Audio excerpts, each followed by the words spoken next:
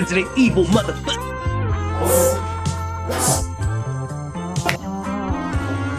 What's up, y'all? It's that one dude, Durag Rico, aka, do you remember that ex that was so foul that she owe you some free throws? Aka, I made a zombie do origami with the shotty. And this is the Games for Life podcast, where somebody like me who has been playing games for 30 plus years decided to play some games, learn from some games, and then apply the things from those games, and then decide to make a podcast for anybody who would like to enjoy this type of shit. And we about to get into the topic at hand. The first things first that we got to get out the way. Zach Creggars just dropped the trailer for his new Resident Evil. It's going to be completely different from anything that we've ever seen before. I got homies out there that's very skeptical of it. They didn't see anything related to the games. They didn't see it, but I saw it. I'm about to talk about a few reasons why this movie is gonna be fire. I mean, I'm betting. I'm cool with this. See, one thing about this good old internet, this content, is people is scared to be wrong. I'm betting that this is gonna be a good movie. You seen Weapons? I ain't even seen Barbarian, but I seen clips of Barbarian. I'm gonna watch it one day. But when I seen Weapons and I seen those tension building moments and I seen the way how the action and the horror was balanced together, I said, oh, I see what he's gonna do with this Resident Evil. And I saw it in this trailer. First things first, you're gonna see like close-ups on like just random objects. Like whenever he's reaching for those keys that's on that body, that is a game reference right there. You're always reaching for just items, especially keys. This is Resident Evil. Keys, keys, keys. Whether you're combining keys with puzzles, whether you're using keys to open doors, or if you just got a key that you need to go unlock a simple lockbox and then it's like disposable. This should just dissolve when you put the key off up in there. Come on, man. That's what that is. Next thing I saw, shotgun. You know what a saving grace a shotgun is when you find it in Resident Evil? They showed it in this preview, so you know that's like a signature thing, a shotty. So yeah, like when I seen them loading up that double barrel, I was like, okay, let's go. Another signature thing of the Resident Evil series, sewers, underground. Almost every Resident Evil you could think of, you're going underground. You're falling off up under there. Next thing, variety. Resident Evil is deeper than just zombies, deeper than just Cerberus dogs. We talking all types of different bioweapons when it comes to Resident Evil. I mean, I saw big obese dudes sitting in the sewers. I saw, I don't know what it was. It was a door and then it was various limbs coming out of the door from the shadows. I don't know what the hell that was. Of course, we had some zombies that were vaguely shown. They weren't directly shown, but you could see their silhouettes through the glass, frosted glass. I can't wait to see how this shit like unfolds in the movie. I believe in Zach Creggars. I'm pretty sure that the title and the thumbnail is going to have something that says, I believe in Zach Creggars. That's my whole thing. And like the main thing about this trailer, the main thing that I got from this trailer that I haven't felt in a long time for a Resident Evil movie, except for Welcome to Raccoon City. Welcome to Raccoon City is a fair effort, but it was just rushed. They tried to cram like 3 games into like one movie, like way too much going on. You couldn't like space it out into a few movies or flesh it out, but hey, that's what happens when I guess the budget only can afford something and you know you only gonna get one shot. But yeah, like this right here, it gave me the feeling of what Resident Evil was born from. Survival horror. It's that simple. You see this dude, you see him struggling. He's not perfect. He's not on no Leon S. Kennedy. He's not on no like Jill Stars, Chris Super Cop type shit. He is a regular dude out there, outside, looking kind of lost, looking abandoned. And shit starts coming for him, or he ends up in some shit. That's how you set up a survival horror moment right there. Lonely, opposition, mystery, creepiness. That's the shit right there. That's the shit right there. And then like Zach Creggars is a fan. He's a fan of the series. So yeah, man, I can't wait till that movie come out. If y'all got shit off up in the comments, if you think the movie is gonna be trash, put why the movie gonna be trash off up in the comments. If you think the movie is gonna be good and it's something different from what I said, comments. Next thing that I've been hearing in the streets. Sony, what the fuck is going on, man? Sony, what's up? What's up with this, Sony? Forcing engagement? I mean, I don't know the specifics, but what I've been hearing and what I've been seeing is that they want you to be logged in within 30 days, or else you won't be able to play those games that you paid hardcore cash for. I mean, I'm saying hardcore cash. We all paying with cards these days. I'm gonna say that hard-earned cash. Unless you like a trust fund baby or something. But yeah, man, shout out to y'all, man. I earned mine, man. Brick by brick. This is like a surprisingly villainous move. Like, it's a villainous move because, like, why? What are we trying to propose? What are we trying to do? To me, you trying to keep people in a certain place. You're trying to keep people from moving to another place. I don't know if y'all like, come on, y'all, stay over here with PSN. Nobody else is gonna treat you like we do. But if you leave, you're gonna lose some privileges. That's what that shit sound like. I play regularly, but it's people out there that's like on the road. They do not have time to be taking games in cases and packing them all in bags. Like, I understand why somebody that's on the move, but they still want to be a gamer, wants to keep their games inside the game digitally. It's very useful from what I can see. And then some people that's like, they stay in certain areas where they only get updates whenever they go to certain parts of town or something like that. People around the world that don't have internet access, but they still try the game. This is the most diehard gamers that we talking about. The ones that don't have it all, but they still want to experience something. These are the ones who are getting threatened the most with this, Sony. Like, all of us that got, offices and shit like that, all this shit hooked up on a daily basis, we're all right. But I'm thinking about those that decided to go the more affordable route, but they get hurt or injured, family emergency. They got to fly across the country, stay over there for a couple of months, take care of somebody. They leave their game, like, you know what I'm saying? Their game is just, sitting there. All of a sudden, they can't play their favorite game that they decided to buy and download. It sounds crazy. Now, if all you got to do is be logged in on the mobile app on the phone, that's cool. That's fair. But bringing this up anyway, somebody had to know that this was going to be upsetting. Somebody had to know. I'm just going to say this is a bad PR move. I'm trying to be empathetic with the people who don't have access like I do. This is who I think of when I think about this. And yeah, I don't know the motive behind this, but it seems devious. It's like a girlfriend that just wants you to stay with them all the time. The way how things currently are, previously, whatever you want to call it, the cool girlfriend, you know what I'm saying? I pay my PSN, I keep my privileges, keep my games, get a few free games a month, and we all good.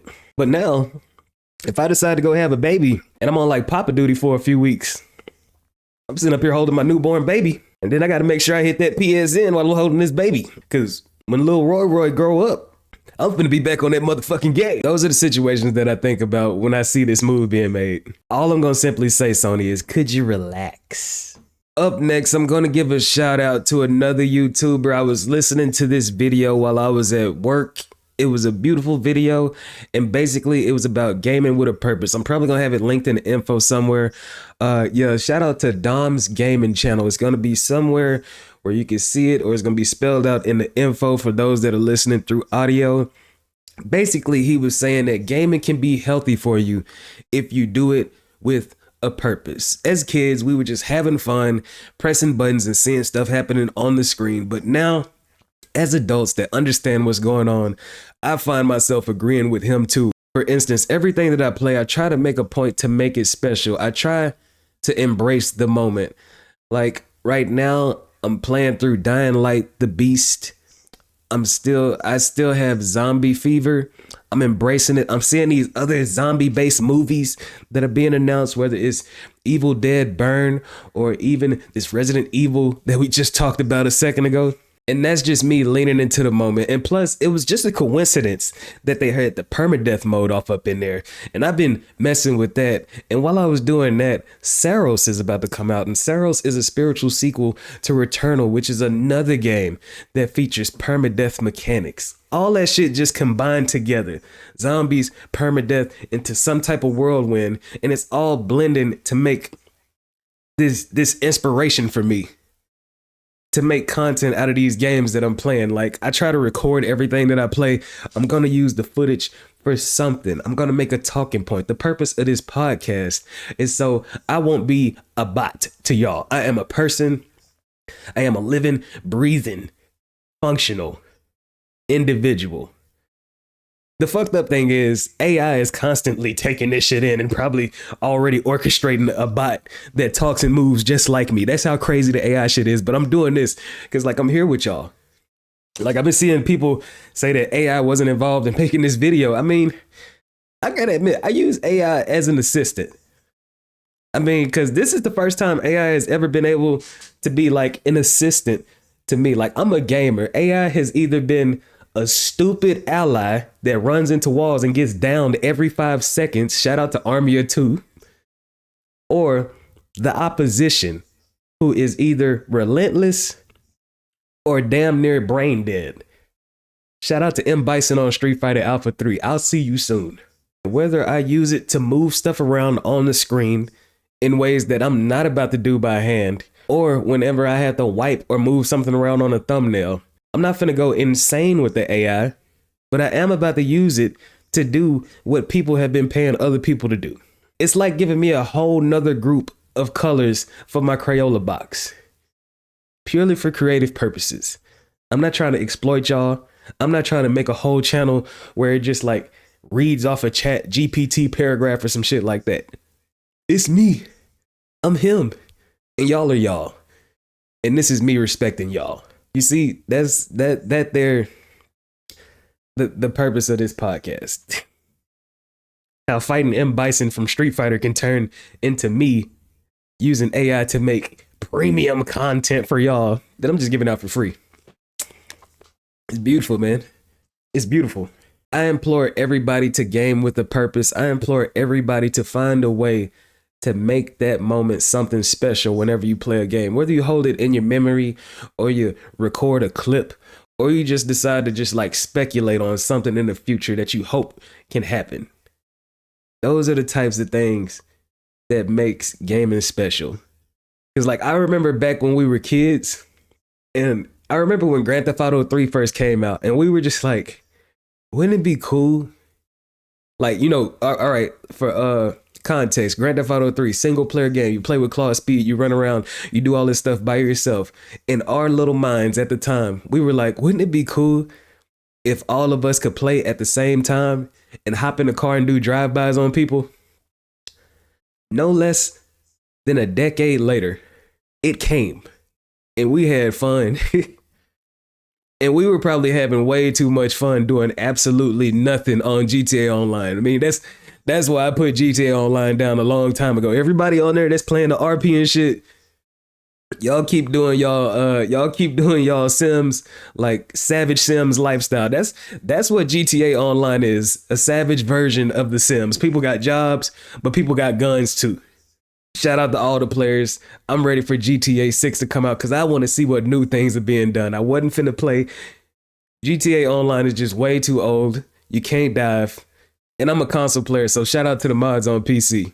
Now we could get to the good old icebreaker. Now that we got those urgent topics out of the way, I gotta find a name for all that stuff because I just felt like whenever people click on the video, they're gonna be like, what the hell is going on here? This is not what I came here for. Like, cause I wanna make sure that the thumbnail and the title get straight to the point when the video starts. But yeah, this week on the icebreaker, you know what I'm saying? Us getting to know each other, you know what I'm saying? Like it's first time meeting and shit like that. Get that little nervousness out the way. Shout out to all the new viewers.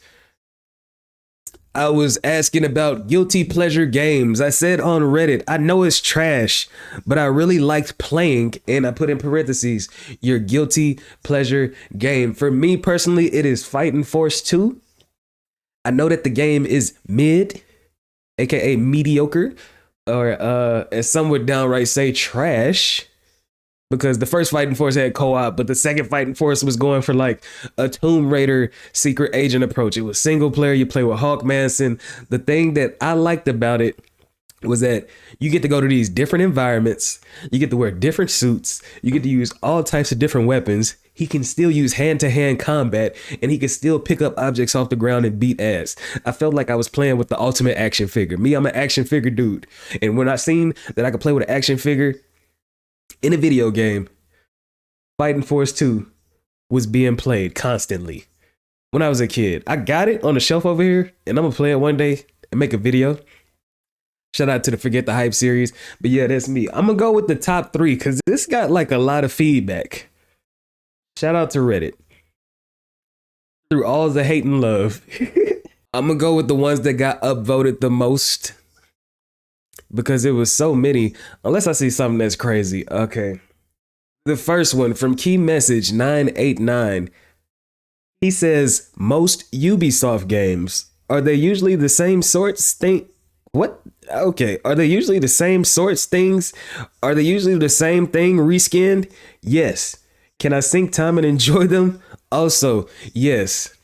My guess is that he's talking about those Assassin's Creeds and Watch Dogs, and like how they got like all those open world games, even like the Ghost Recon Breakpoints. It's like so many of the same games where you're finna be aiming something over the shoulder, and then you're finna be going to points on the map to look from a viewpoint and unlock even more stuff, whether it's a satellite on Ghost Recon or you're going to one of those eagle points on Assassin's Creed. I don't know what it is on Watch Dogs. Is it like a watchtower or something? It sounds like it would be something like that. Somebody let me know. But yeah, I understand where you're coming from. Like I've said plenty of times in different videos on this channel, I miss the old Ubisoft days where things were more tactical. But yeah, like when open world became a trend, they were one of the ones that decided to hop in the first, like they the ones that decided to hop in the front seat of the open world trend. Up next, we got Alert Environment 17. They say Sonic 06. They say Sonic 06. I love the jank. Now, if Sonic 06 is the one that I think it is, I think I played a demo of it on the PS3.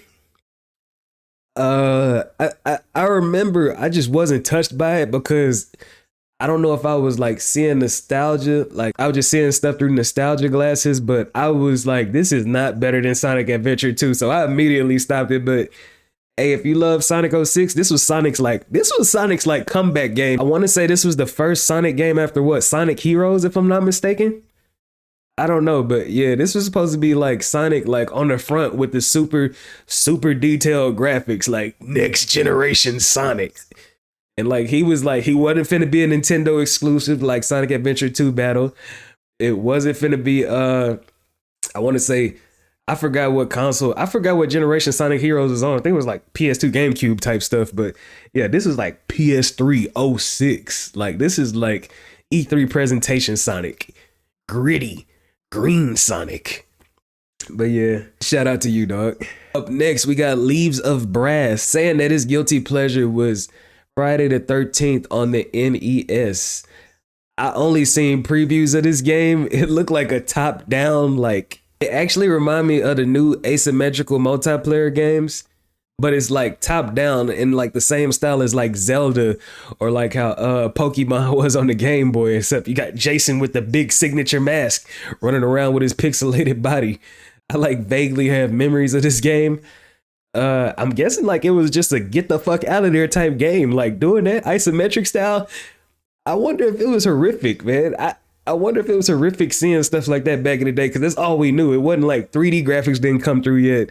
And like you just knew to run away from something on the screen that was coming towards you. I wonder if that tension was crazy before we knew what like 3D horror was like in video games. Shout out to you, man. Shout out to you for the throwback. the OG Nintendo. But yeah, I'm a little sick while recording this, but for the love of the game, goddammit, for the love of the game, we're going to get this episode out of the way, man. Shout out to everybody for tuning in, man. If Guts can do this with one arm and one eye, I can do this with a few sniffles in my nose. That's going to be it for this episode of the podcast. Shout out to everybody for tuning in. I call myself trying to exercise my conversation with myself to make these episodes longer and longer so they could get more and more epic. I'm not even thinking about the views right now. I'm just thinking about making sure this is a nice listening experience first. Because that's what matters first whenever you call something a podcast. What is it like when you put your headphones on and you cruise to this shit? I want to make sure that this shit sounds smooth. I want to make sure that this shit inspires some type of thought. Something. If you made it this far, feel free to subscribe. These here are my videos that get the lowest views, these podcasts so far. But like I said, this is me like sitting up here chilling with y'all. Look like we well on our way to 250 subscribers.